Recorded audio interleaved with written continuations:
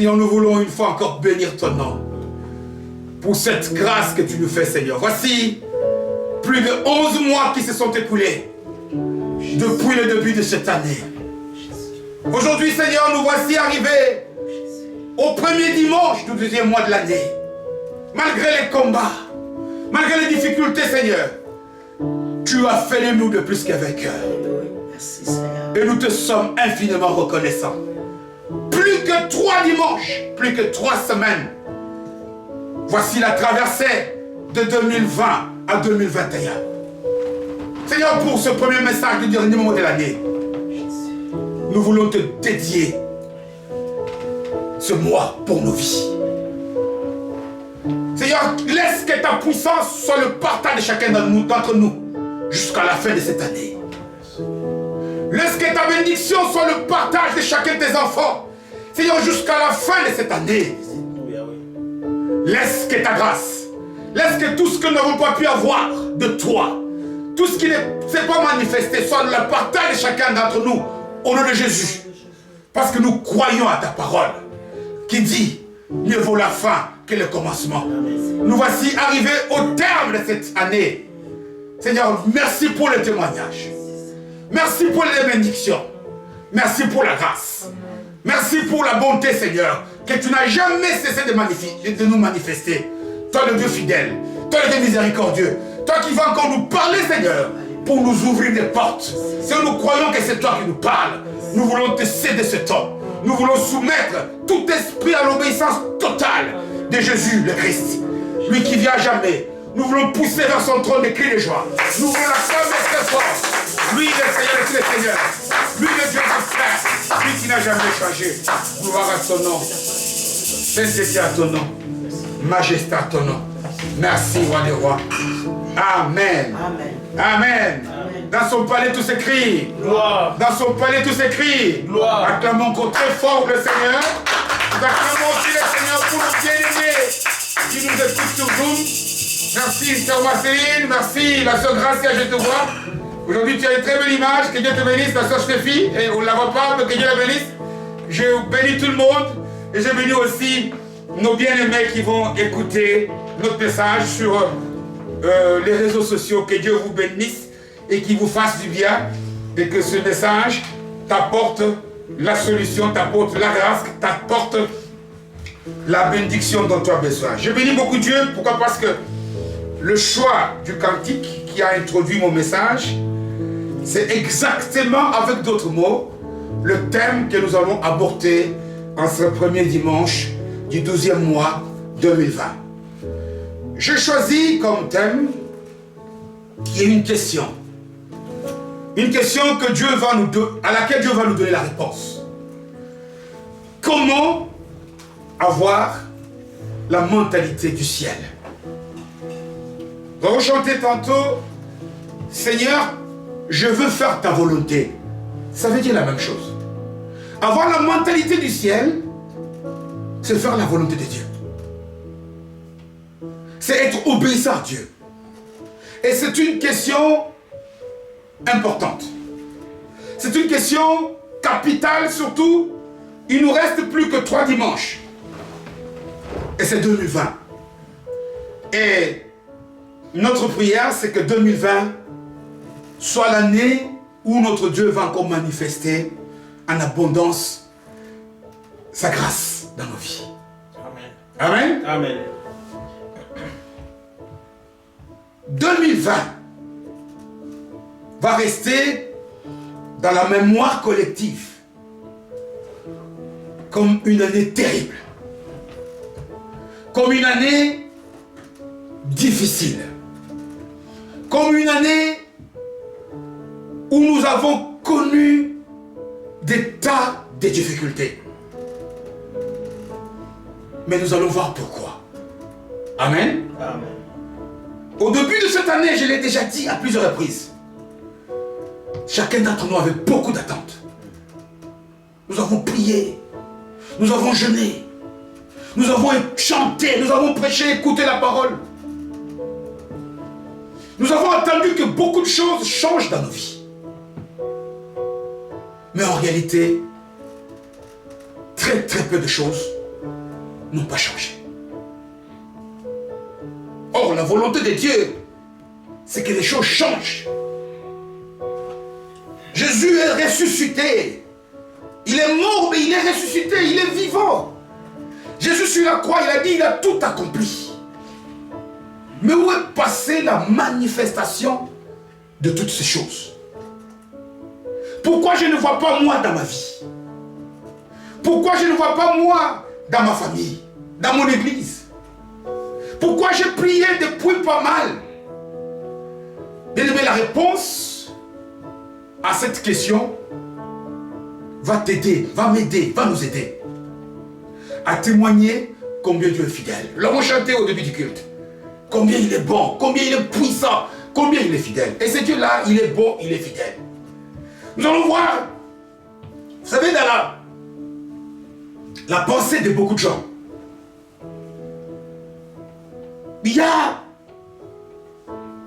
une idée comme si chaque matin ici, quand nous prions, quand nous jeûnons, quand chaque dimanche quand on vient au culte, Dieu dans son grand ciel, il a un grand bureau, il rentre dans son bureau, il ouvre les dossiers. Aujourd'hui, je vais traiter le dossier de la sœur Stéphie avec des lunettes. Aujourd'hui, je vais traiter. Non, c'est faux ça. Tous nos dossiers passés, nos dossiers présents, nos dossiers à venir ont déjà été traités. Amen. Amen, hein? C'est ça la parole. Même quand nous prions, tout a déjà été fait. Même des choses qui vont se passer dans ma vie, dans 20 ans, si Dieu me garde dans cette terre, Jésus a déjà traité ça sur la croix. Il n'y a plus de dossier. Ne pense pas que même quand tu pries pour un problème aujourd'hui, dossier, tous les dossiers ont déjà été traités, pas ouverts. Fini. Mais pourquoi on ne voit rien? Mais pourquoi on ne voit pas encore? Pourquoi ce n'est pas palpable? Nous allons comprendre combien est essentiel d'avoir la réponse à cette question. Combien nous tous qui voulions voir se manifester toutes les grâces de Dieu dans nos vies. La volonté de Dieu, c'est que nous soyons bien. Jésus-Christ, quand il était venu sur cette terre, il a dit, notamment par Tite 2, verset 11e, on nous dit quoi? La grâce de Dieu s'est manifestée. Mais où est cette grâce? Il dit dans l'évangile de Jean, d'ailleurs, dans Tite, il dit la grâce de Dieu, source de salut, c'est déjà manifesté. Et le salut, c'est quoi? Le salut, ce n'est pas tout simplement le grand aller au ciel. C'est aller au ciel. Mais le salut, c'est aussi avoir la guérison. La solution à tous nos problèmes d'aujourd'hui. C'est ce qu'Ésaïe avait annoncé, notamment dans Ésaïe 53 ou 66. Où on nous dit il a porté nos maladies. On dit que Jésus est venu non seulement pour nous payer le prix de nos péchés, nous réconcilier avec le ciel, mais il est venu aussi pour nous libérer de tous les jougs, tous les fardeaux, toutes les difficultés de la vie. Jésus dit à Nicodème, évangile de Jean, chapitre 3e, verset 16e, il dit Dieu a tant aimé. Il dit tous ceux qui vont croire, ils vont recevoir Jésus comme Seigneur et Sauveur, ils seront sauvés. Amen. Le salut, où est ce salut-là? Pourquoi on ne le voit pas? Lorsque nous allons comprendre, c'est quoi la mentalité? Parce que nous devons aujourd'hui, c'est comment avoir la mentalité du ciel? Nous devons savoir, c'est quoi d'abord la mentalité? Pourquoi la mentalité du ciel? Bien aimé, nous allons expérimenter que même dans les 3 semaines qui nous séparent à la fin de cette année, Dieu est capable. Amen. Amen. Amen. Mais avant d'aller plus loin, je nous demande de nous tenir debout, si nous pouvons, pour le respect de la parole de Dieu. Nous allons lire dans la parole de Dieu l'épître de Saint Paul aux Galates. L'épître de Saint Paul aux Galates, au chapitre 4e.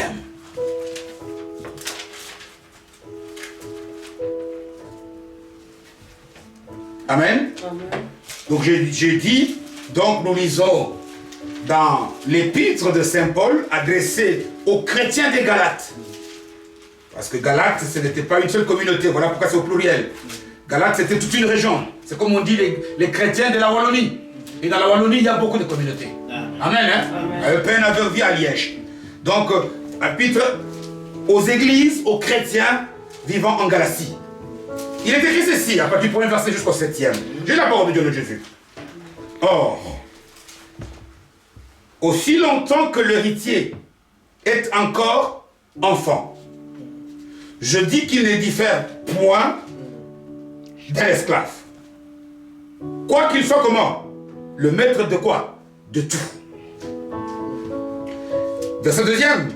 Mais il est sous des tuteurs et des administrateurs jusqu'au temps marqué par le Père. Verset 3e. Nous aussi, de la même manière, lorsque nous étions enfants, nous étions sous l'esclavage des principes élémentaires du monde.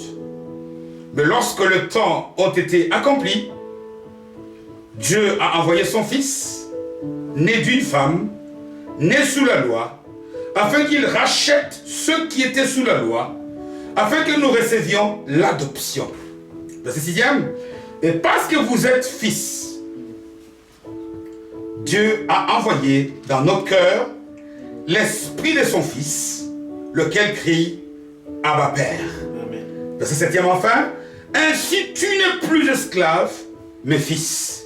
Et si tu es fils, tu es aussi héritier par la grâce de Dieu, parole du Seigneur. Amen. Amen. Amen. C'est un texte profond. J'ai beaucoup béni Dieu parce que ce texte, moi-même, quand j'étais en train de préparer ce message, m'a beaucoup édifié. Et il m'a apporté beaucoup de réponses aux questions que j'étais en train de me poser en tant que chrétien. Parce que être pasteur, c'est une chose, mais être chrétien est une autre. Amen.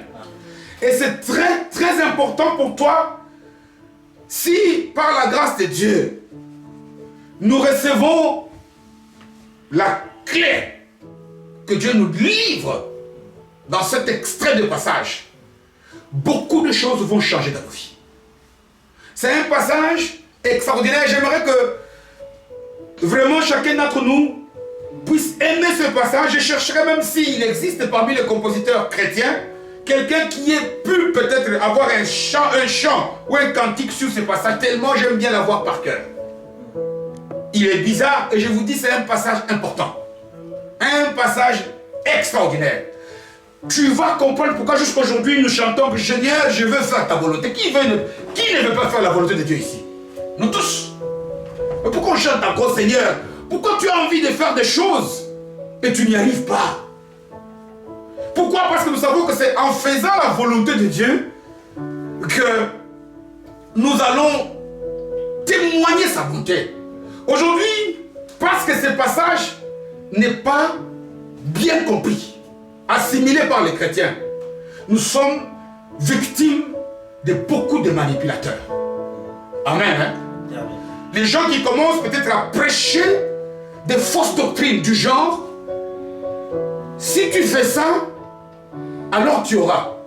Je dis et je le répète, à qui veut m'entendre, il n'y a rien, alors absolument rien, que tu puisses faire pour que Dieu te donne quelque chose.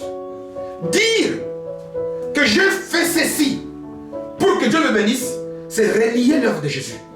Amen. Hein? Amen. Nous sommes sauvés par grâce.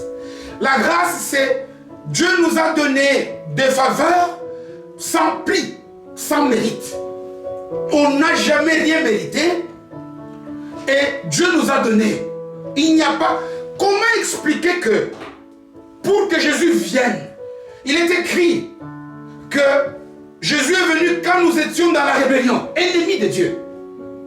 Là où nous étions mauvais, Jésus est venu pour nous sauver. Comment expliquer que maintenant qu'il nous a sauvés, il nous fixe des conditions pour jouir de la grâce? C'est illogique. Il y a... Je veux nous dire une chose. Tout ce que nous faisons, des cultes, prêcher, chanter, prier. C'est extraordinaire. C'est bien et nous devons le faire. Mais je vais vous dire, ce n'est pas pour ça que Dieu nous donne. Amen. Amen. Hein? La prière, si tu ne pries pas, tu n'auras rien. Si tu ne jeûnes pas, tu n'auras rien. Mais ce n'est pas le prix. À quoi sert la prière? À quoi sert le jeûne? Ça, c'est pour notre santé spirituelle. C'est pour être... Quand je prie, je suis en communion avec Dieu. Mais c'est dans la communion que Dieu me donne. Amen. Hein? C'est comme un athlète. Le frère Aaron qui aime bien le foot. Il a beau aimer le Bayern de Munich. La prière, le jeûne, tout ça, c'est comme l'entraînement. Tu as beau être le meilleur joueur. Sans entraînement, tu ne gagnes pas. Amen. Hein? Mais ce n'est pas le prix pour avoir. Mais ça, c'est pour toi, pour être en forme. C'est pour te positionner dans la situation telle que tu puisses alors recevoir. C'est pas ça qui me donne. Mais ça la prière ne sert pas Dieu. La prière me sert à moi. Elle me met en communion. Elle me prépare. Imaginez-vous, souvent, quand on dit jeûne, c'est pour prier, n'est-ce pas? C'est pour mettre la parole, n'est-ce pas? Mais ça dit que ça me met en communion. Je suis proche. Comment voulez-vous que quand je suis proche de Dieu, Dieu va me donner? Mais ce n'est pas le prix à payer. Ce n'est pas tout ce que Dieu nous donne, il nous l'a déjà donné en Jésus. Amen. Amen. Hein? Il n'y a rien, il n'y a aucun prix. Et il y a beaucoup de gens qui fixent qui pensent que Dieu qui nous manipule et qui nous disent fais ceci. Voilà pourquoi parfois nous sommes tombés dans les pieds de ces manipulateurs. Hein? Avec des messages qui nous poussent à sortir de l'œuvre de Dieu. Et c'est ce que nous allons essayer de voir ici, dans ce passage. Et c'est le piège dans lequel étaient tombés ces chrétiens de la communauté de la Galatie. Je le dis bien, ce n'est pas comme à Éphèse. Éphèse, c'est une église. Comme on dit, l'église vie nouvelle. Non. Mais les Galates, c'était beaucoup de communautés différentes dans une région, dans une province, à l'époque de Jésus. Et ces communautés-là avaient été implantées par l'apôtre Paul lui-même. C'est lui qui avait bâti là-bas avec la sainte doctrine, en leur prêchant la bonne nouvelle de Jésus-Christ. Et les gens de Galate étaient une église extraordinaire. Mais qu'est-ce qui fait que à cette église, tu vas lire notamment le chapitre 1er, tu vas voir Paul qui dit, mais toi qui courais bien, comment tu ne cours plus? Amen. Hein? Amen. Comment cette église qui avait bien commencé, pourquoi est-ce que ça fait? Regardez un peu la plupart de nous ici. Les premiers temps de notre conversion, jeûne 10 fois, quand on dit 10 heures, à 10 heures moins 5, tu commences à jeûner. Regardez un peu à partir de, nous sommes comme des gens de Galatie, de la Galatie, donc des Galates. Donc, c'était des gens qui avaient superbement bien commencé. Vous voyez d'ailleurs ce qui est bizarre. Le chapitre d'ailleurs, 4 que nous venons de lire, il commence par quoi? Par une conjonction. C'est quoi conjonction en allemand? Or. Hein? C'est quoi en allemand, on a dit comment? Vous avez une Deutsch en allemand, une version allemande? Or. En français, on dit conjonction. Or. Est-ce qu'une phrase commence par or? Non. Quand tu dis or, ça voudrait dire que ce texte est lié aux choses qui commencent. Hein? Ça commence or, aussi longtemps que l'héritier est encore enfant. Bizarre, première bizarrerie, la phrase commence par or. Un chapitre. C'est qu'il y a des choses. Et nous allons voir ces choses plus loin. Pour voir pourquoi il leur dit cela. Pourquoi il commence ces passages par or. Et puis, il parle de l'héritier. C'est qui un héritier? Un héritier, c'est quelqu'un qui obtient des choses pour lesquelles il n'a pas travaillé. Je parle en termes simples. Tu es fille de telle personne, et puis la personne, avant de mourir, elle te lègue ces choses. Tu es héritier. Un héritier, c'est toute personne qui reçoit des choses gratuitement, par grâce. C'est quelqu'un qui... Parce que tu sais qu'il y a des gens... Soit Jennifer, tu peux être ma fille, mais je peux te déshériter. Ce n'est pas parce que... Je ne dis pas que je le ferai. Parce que les gens pensent que j'hérite automatiquement parce que je suis... Non. C'est pour dire que l'héritage est une grâce, est une faveur. Parce qu'il y a des parents qui ont déshérité leurs enfants. Et il dit, aussi longtemps que c'est qui alors l'héritier? C'est l'image de qui? Pourquoi il utilise cette image? Il dit, aussi longtemps qu'il est encore enfant. Le terme enfant est utilisé dans nos Bibles francophones. Qui, j'ai souvent, moi, dit que nous, francophones, nos traductions parfois nous conduisent en erreur. Parce que je sais qu'en Dutch, en allemand, on a mis le mot immature. Hein? On ne je ne sais pas, je ne me trompe pas. On ne doit pas avoir mis enfant. Parce qu'enfant, c'est quoi ça? Lui, il écrit. Est-ce qu'en Galatie, il n'y avait que des bébés ou quoi? Il y avait des adultes. Quand il s'adresse aux adultes et qu'il leur dit vous êtes enfants, quelle image, quelle est l'idée cassée? Et puis, il parle des esclaves. Il parle des tuteurs. Donc des gens qui nous dominent. Si nous mettons spirituellement sur nos vies le vrai sens de tout ceci, on a compris et on sort de beaucoup de choses. Amen. Hein? Est-ce que je suis enfant? Vous remarquerez qu'il commence par enfant. Et puis par après, il va commencer à utiliser pour nous le terme fils. F-I-S. Même si pour Jésus, il a mis F avec un grand F. Mais pour nous, il met F-I-S. Donc il y a une différence. Ici, quand on parle d'enfant et qu'on parle de fils, il n'est pas question ici d'âge physique. Non. Qui n'a jamais vu un papa de 70 ans et dit, mais ça c'est un bébé? Amen. Hein? Amen. Pourtant, il a 70 ans. Quelle est l'image cachée derrière tout ceci? Vous savez, je veux nous dire une chose, c'est que nous avons intérêt à comprendre ce passage. Nous avons intérêt à vivre des choses pour lesquelles nous avons déjà partagé, je sais, il y a quelques mois. L'apôtre Paul dit, écrit à l'église de Corinthe, 2 Corinthiens chapitre 3e, il leur dit, si le ministère de la mort, c'est comme ça qu'il appelle les gens de l'ancienne alliance, a été glorieux.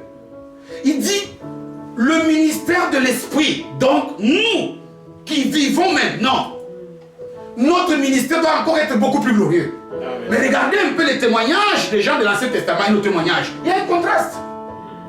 La réponse, c'est dans ce passage. Amen. Amen. Parce que on est des héritiers. Les promesses dans notre alliance sont beaucoup, selon l'épître aux Hébreux, beaucoup plus efficaces. Mais on est encore enfant. Amen. Amen. On est encore sous des tutelles. Voilà pourquoi nous menons la vie d'esclave. Les problèmes, je dis, tous tes dossiers pour lesquels tu pries encore, mon Dieu, sors mon dossier. Dieu a déjà traité par Jésus ce dossier-là. Ce dossier-là a déjà été signé. Victoire, bénédiction, santé, bonne famille. Je ne sais pas moi. Et puis non seulement en petite quantité, mais dans une quantité impossible, infinie. La clé est ici. Pourquoi l'apôtre Paul dit-il à ces gens? Vous savez,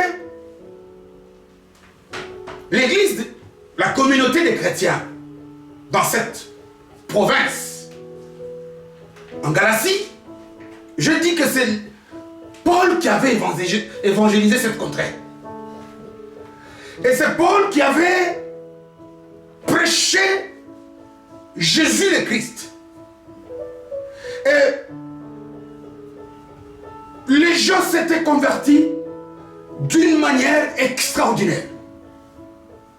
Et puis à un moment donné, avec les mouvements des communautés, il y a eu beaucoup de gens qui étaient dans d'autres cultures, notamment dans le judaïsme. Le judaïsme en termes de religion. Ces gens-là sont venus en Galatie.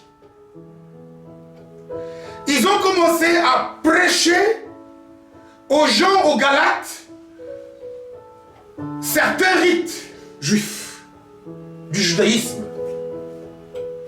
Par Par exemple, toi à quoi ça, même si tu pries, même si Jésus est mort, mais pourquoi tu manges la viande? Tu ne manges pas seulement la viande cachère. Je ne sais pas si vous connaissez.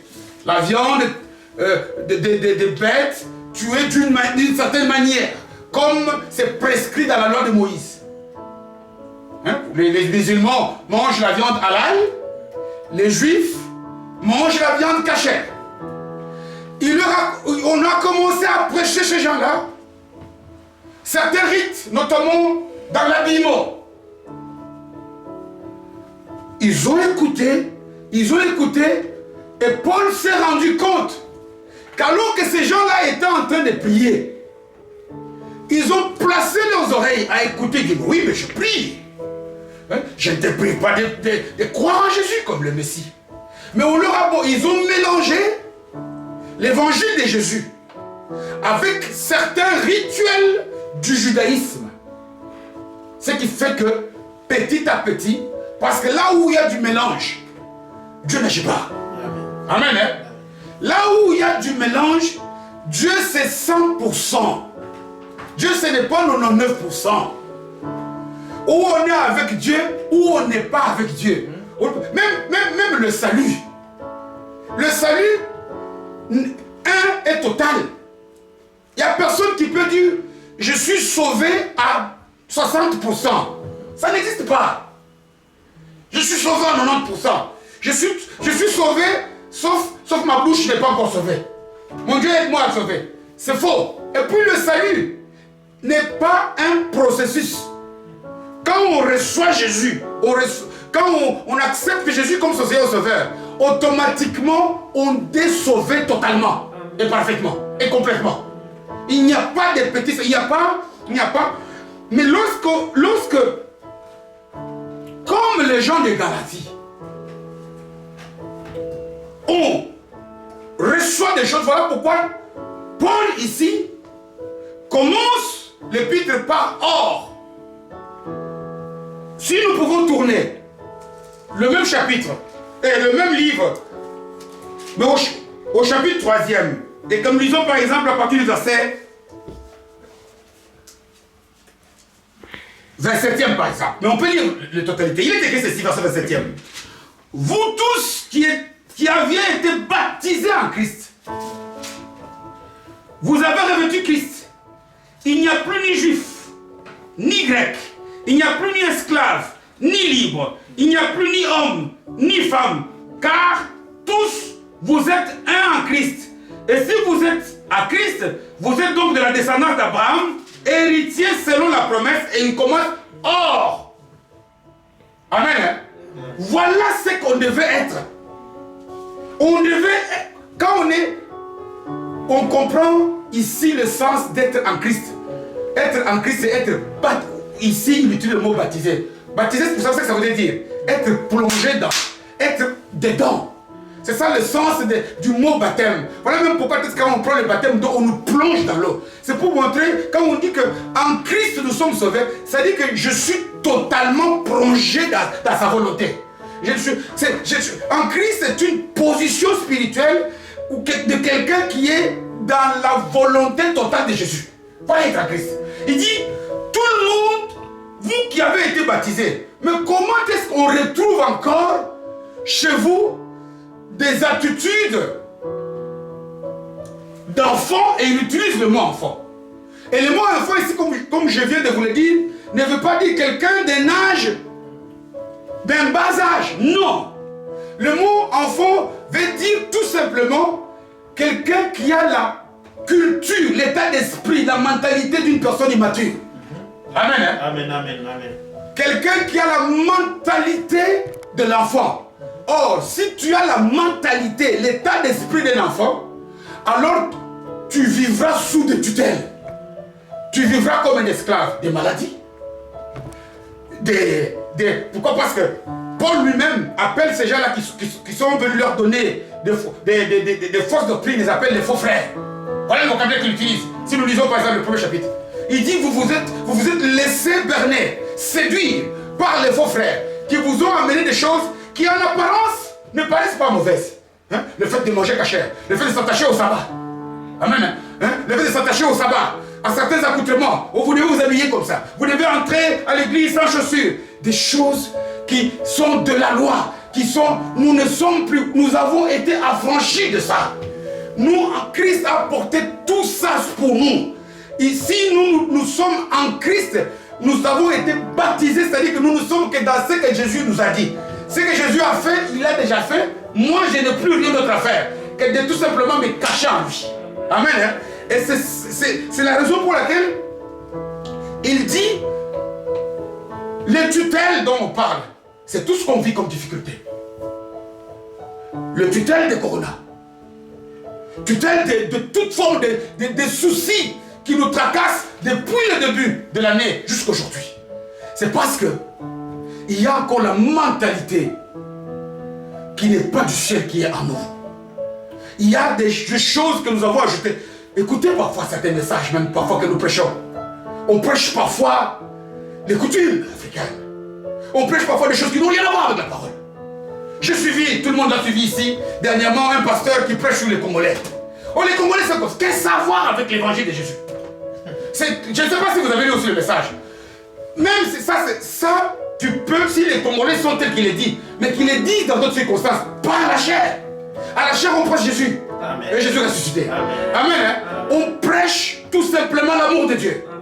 On prêche que lorsque je suis caché en Jésus, toutes les promesses qu'il avait faites à Abraham, je suis héritier. Amen. Amen, hein? Et même quand on dit qu'on est co-héritier avec Jésus, ça peut dire que Jésus prend une partie. Moi je prends. Non. Chez Dieu, tout le monde prend tout. Amen. Amen, hein? Ça dit que Jésus a 100%, moi j'ai 100%. L'autre a 100%. Vous savez, chez nous les humains, parfois, quand quelqu'un a quelque chose à nous donner, nous nous précipitons pour avoir, parce que même s'il m'aime, si je vais en retard, ça risque de finir. Non.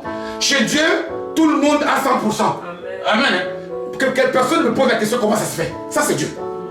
C'est la raison pour laquelle il est Dieu.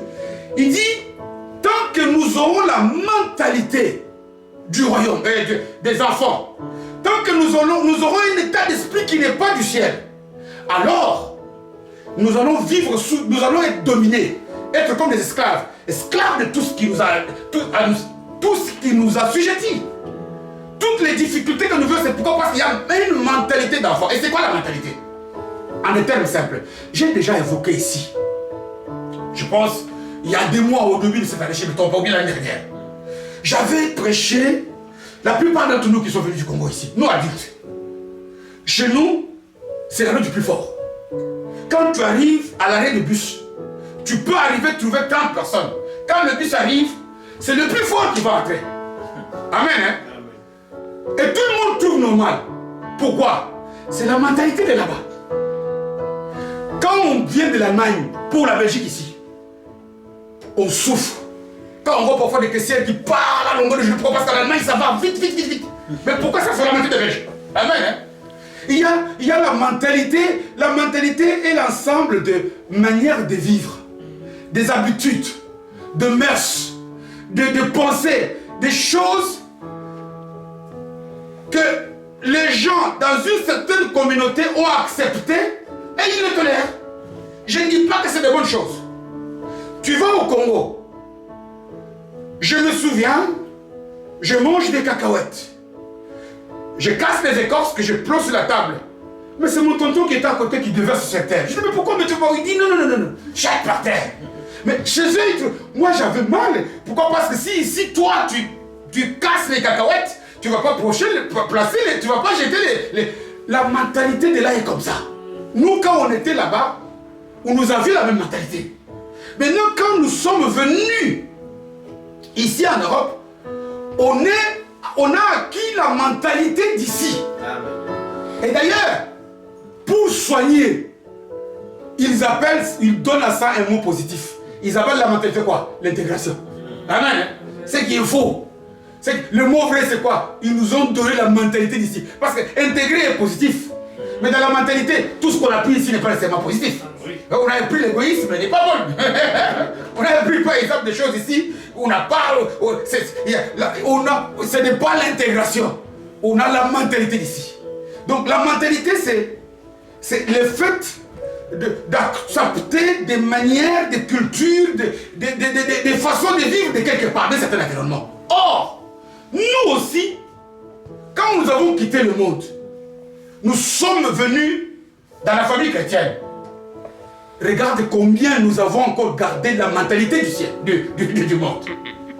Or, là où il y a la mentalité du monde, Dieu n'agit pas. Nous comprendrons pourquoi est-ce qu'au chapitre 5e, il dit à ces gens, vous agissez selon la chair. Hein? Galates 5, les fruits de la chair. Donc, la chair, ça c'est la mentalité du monde. Mais il nous dit, si nous sommes dans la mentalité du ciel, nous devons nous avoir produit le fruit du travail que le Saint-Esprit fait en nous. L'amour, la patience, etc., etc. Voilà pourquoi il parle aux Galates. Comment alors, moi et toi, et c'est par là parce que toi devais la faire, c'est ce qui est très important. Je dis ici, si nous vivons comme des esclaves, si nous sommes assujettis par des maladies, par des problèmes, si nous ne voyons pas encore la réponse qui nous a déjà été donnée par Dieu, parce que Jésus a déjà solutionné le problème, c'est parce qu'il y a encore en nous, nous n'avons pas encore, nous ne sommes pas baptisés totalement en Christ. Il y a encore la mentalité du monde qui est en nous. Avec cette mentalité-là, Dieu n'agit pas. Mais comment la voir? Mais retournons, nous qui étions autrefois en Afrique, quand on est venu ici, qu'est-ce qui nous a donné? Qu'est-ce qui donne à la personne la possibilité de pouvoir acquérir la mentalité de quelque part? Un, c'est parce que nous sommes en Europe. L'environnement. La plupart d'entre nous ici, si nous voulons acquérir la mentalité du royaume, le fait de te trouver dans des milieux toujours où il y a la mentalité du royaume, tu n'étudies pas. Qui a étudié à agir comme ici? Qui a étudié? Nous devons commencer à faire des choix. La mentalité, l'acquérir, on n'étudie pas. On ne prie pas, on ne jeûne pas. Première condition, chacun d'entre nous va contrôler les milieux. Le fait d'être dans un milieu du ciel, automatiquement la mentalité vient. Amen. Deuxième chose, les informations que nous recevons. Si tu es ici en Europe et que tu es tout le temps à tomber à Bruxelles, tu risques d'avoir toujours gardé la mentalité du Congo. Mais si tu vas dans des milieux où tu reçois des messages, des informations de l'Europe, automatiquement tu auras la culture. Et c'est là où j'insiste pour te donner le message. Pourquoi est-ce que nous devons avoir cette mentalité? Pourquoi est-ce que la mentalité est si importante? Mais c'est simple.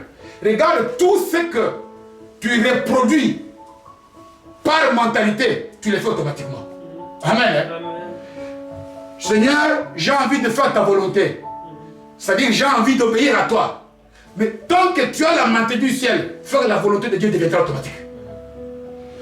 Nous devons, voilà pourquoi d'ailleurs, quand il faut, nous devons choisir des milieux.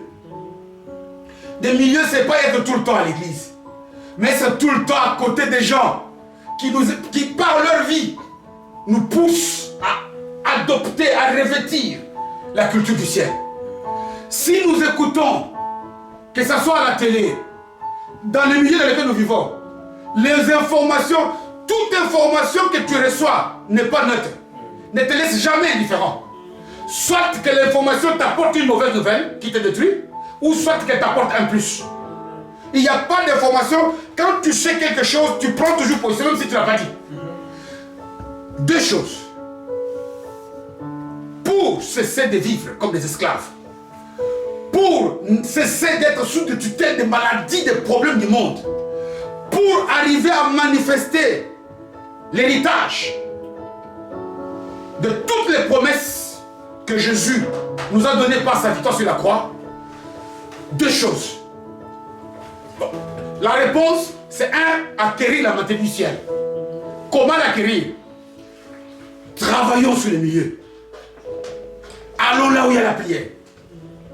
Allons vers des amis qui ne nous poussent pas à avoir des habitudes qui ne sont pas du ciel. Nous le verrons par la grâce de Dieu, dans les détails, tout ça. Le choix du milieu et le choix des informations, c'est très important. Les Galates ont laissé les faux frères leur donner de mauvaises informations. Eux qui couraient très bien, ils ont fini mal. Ils ont fini mal. L'église des Galates d'ailleurs, si nous lisons même la littérature biblique, cette épître est l'une des toutes premières écrites par Pierre, par Paul. Et sache une chose, tu ne fais pas d'effort pour dire merci. Amen. Tu ne fais pas d'effort pour reproduire les climats d'ici. Amen. Il suffit tout simplement que tu te plonges, tu t'immerges dans un environnement d'ici. Tu vas le faire. Amen. Que Dieu nous aide. Que Dieu aide chacun d'entre nous. Que Dieu m'aide pour que nous puissions prendre l'engagement à partir d'aujourd'hui à vraiment être baptisés en Christ. Amen. À être plongés dans des milieux tels que nous recevons des informations qui nous donnent l'état d'esprit du ciel. C'est ta part, c'est ma part. Le problème, c'est pas vers Dieu. Le problème, c'est nous. Et que Dieu bénisse sa parole.